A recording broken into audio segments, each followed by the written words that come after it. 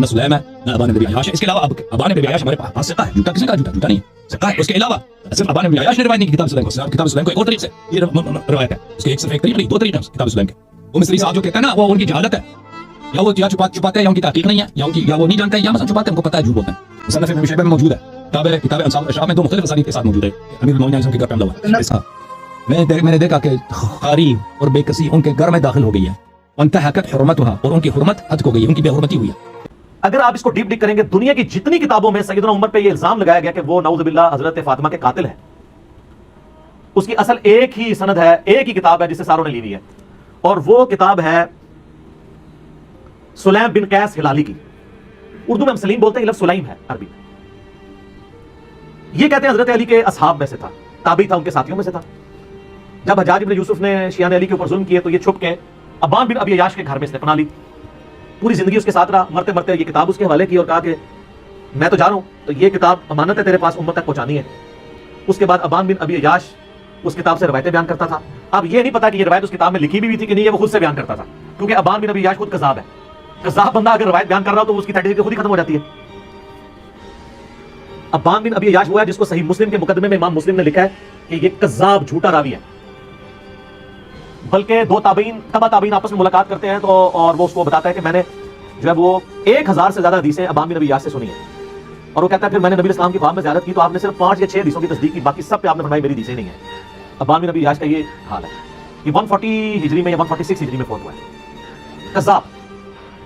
یہ اس نے واقعہ گھاڑ کے بیان کیا. دنیا میں جہاں بھی آپ کو واقعہ ملے گا نا، ابان بن ابی عیاش کے والے سے ملے گا اور وہ کہے گا جی مجھے جو کتاب ملی تھی سلیم بن قیس ہلالی کی اسے. اور یہ نہ سمجھے گا یہ صرف سنی سے کہہ رہے ہیں کذاب ہے.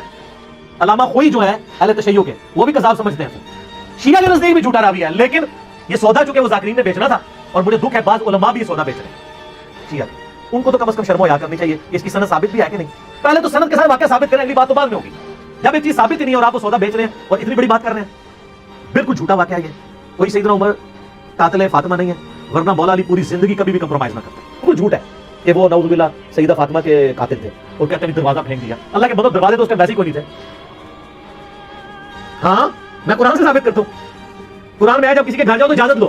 حالانکہ ہونا چاہیے تھا دروازہ کھٹکھٹاؤ، کیونکہ اگلے زمانوں میں ابھی بھی گاؤں ایریا میں آپ چلے جائیں تو صرف پردے لٹکے ہوتے ہیں. باہر سے صرف آواز لگاتے ہیں میں اندر آ سکتا ہوں، عورتیں پردہ کر لیں چلے جاتے ہیں. اسی لیے تو مسلم شریف میں حدیث آتی ہے نا کہ نبی اسلام کی چارپائی کے نیچے وہ ایک کتے کا پلا چلا گیا تھا تو جبرائیل اندر ہی نہیں آئے تھے. اوریجنل سگے مدینہ، اصلی مدینہ کا کتا ٹور گیا سی تو جبرائیل نہیں نظر آئے. میں عرض کر دوں خطرناک بات. المصنف ابن ابی شیبہ میں ایک روایت ہے کہ حضرت علی کے گھر میں خلافت کے حوالے سے مشورے چل رہے تھے. اگرچہ حضرت ابوبکر صدیق کو وہ ایک حساسی طور پہ سقیفہ بنی ساعدہ میں خلیفہ چن لیا گیا. تو اس روایت میں آتا ہے کہ حضرت عمر آئے اور سیدہ فاطمہ کے گھر کے باہر کھڑے ہو کے انہوں نے کہا اے فاطمہ آپ رسول اللہ کی بیٹی ہیں اور ہمیں دنیا میں رسول اللہ کے بعد سب سے بڑھ کر عزیز ہیں، لیکن مجھے پتا چلا ہے کہ یہ زبیر اور علی اور انصار مدینہ آپ کے گھر میں مشورے کرتے ہیں آ کے خلافت کے حوالے سے، جبکہ آپ کو پتا ہے کہ حضرت ابوبکر کو خلیفہ چن لیا گیا ہے. آپ لوگوں نے بیعت نہیں کیا، وہ آپ کا اپنا حق ہے، لیکن اس وجہ سے مسلمانوں کی اگر آپ جمعیت کو توڑیں گے تو میں آپ کو وارن کرنے آیا ہوں کہ آندہ مجھے اگر ایسی اطلاع ملی تو میں آپ کے گھر کو آگ لگا دوں گا. یہ روایت ہے مصنف ابن ابی شیبہ. اس سے بڑی بدبختی ہے کہ بعض سنی علماء اس حدیث کو صحیح بھی سمجھتے ہیں. تو میں نے اس کے بعد خلاف آواز بلند کی کہ میں اس روایت کو صحیح نہیں مانتا. اور وہ کیسے؟ مولانا اسحاق صاحب ان دنوں زندہ تھے، میں نے ان سے یہ چیز کو ڈسکس کی. ان کا بیٹا یہ روایت ہی جعلی ہے. میں نے کہا کیوں؟ وہ کہنے لگے اس میں جو راوی ہے نا حضرت عمر کا غلام زید بن اسلم، اور اسلم جو ہے حضرت عمر کا غلام تھا. حضرت عمر کا غلام اسلم اس وقت حضرت عمر کی غلامی میں نہیں آیا تھا جس زمانے کا یہ واقعہ رپورٹ کر رہا ہے. وہ تو حضرت عمر کے دور خلافت میں ان کے پاس آیا اور یہ واقعہ تو حضرت بکر کا ہے. تو یہ اس نے سند بیان نہیں کیا. پھر میں نے شیخ اسماعیل صاحب سے بھی ڈسکس کیا. انہوں نے کہا یار میں اس حدیث کو پہلے تو صحیح سمجھتا تھا، لیکن مجھے فیصل آباد سے بابا جی نے کال کیا. کون؟ مولانا اسحاق صاحب. مولانا اسحاق صاحب جو ہے شیخ اسماعیل صاحب کے بھی استاد ہیں ان مانوں میں. تو مجھے انہوں نے کہا شیخ صاحب بات یہ ہے کہ یہ روایت کو اگر آپ صحیح مانیں گے تو حضرت عمر کو کیسے بچائیں گے؟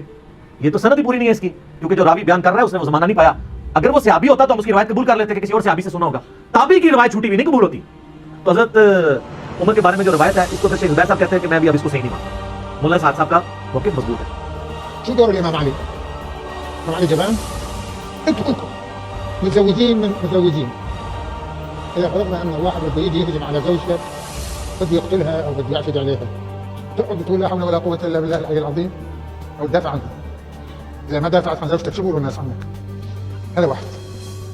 اثنين، لم يكن علي وحده في البيت، كان هناك جماعة من بني هاشم، حتى قيل أنه الزبير ابن عمة الإمام علي خرج مسرة سيفه إلى الخارج، ما كان داخلين للداخل.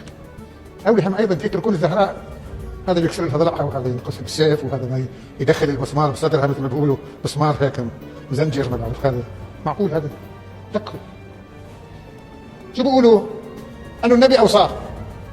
يعني شو معنى النبي أوصاه؟ قالوا يا علي قبل ما يموت إذا يبي يقتلون بنتي حرام عليك تدافع عنها. في واحد عقل عنده عقل يتصور هالشيء؟ هذا موسى. معقول النبي بيقول له أنه إذا بدهم يقتلوا بنتي التي هي حبيبة رسول الله أنا أدافع عنها؟ ولذلك قلت يا عمي أنا والله المسألة